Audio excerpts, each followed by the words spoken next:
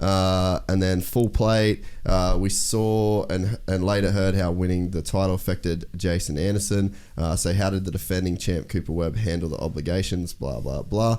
I don't think Coop is the kind of guy that will get rattled by having the red plate on his bike. One bit. No. Like, absolutely one bit. He's the most, like, gamer dude in the class. I read something and it's like, Cooper Webb will pull up to the start line with a bulldog face. Just every photo you see of him, and he just doesn't give two fucks about what's going on around him. He's so into what's going on with himself, and he's won titles before. He knows how to handle it. I understand it's a 450 title, but you know, like, he's a bulldog, and he's got that big dick energy. That's what Cooper Webb's got. Cooper Webb has that big dick energy, son. So yeah, I just can't see Coop being affected by, I mean, I'm sure the pressure will be there and there will be some effect of it. There's no way that any rider can block it out 100% unequivocally, but there's a difference between the noticing that the pressure's there and then letting that pressure affect you. So I think obviously he'll know there will be weight to that red plate, but I don't think it's enough to throw off the balance of the bike, if you know what I'm saying. Yeah. So I don't think Cooper Webb gives up.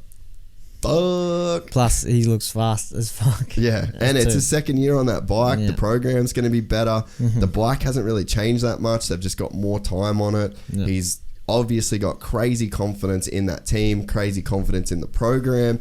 I know too, the guys that are on the Baker's factory program, they find it easier from year to year. So the first year, I remember Ando saying the first year that he went to Alden's, he was just like, dude, it was bad. I think I was there actually the first year that they were on that. Pretty sure I was actually.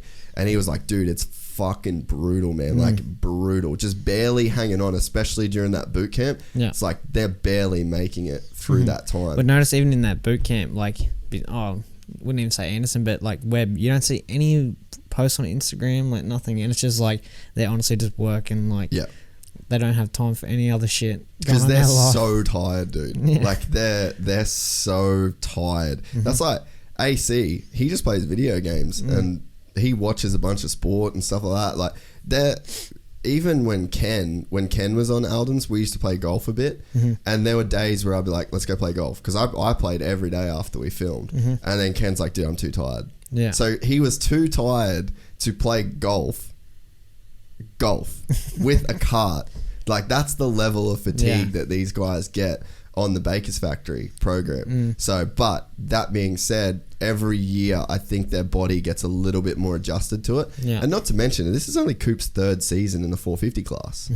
So it's not like he's one of these seasoned vet dudes, because that's one of the things, and this would be like my only, I think AC is going to win a bunch of races this year, especially because of how good he is as a starter, and we saw that at Monster Cup. And his first debut race, he won the overall on a 3-race format. So, you know, you can talk about consistency or whatever, but it's like, that is literally consistency. He got good starts every moto, stayed smart every moto, had the speed to win.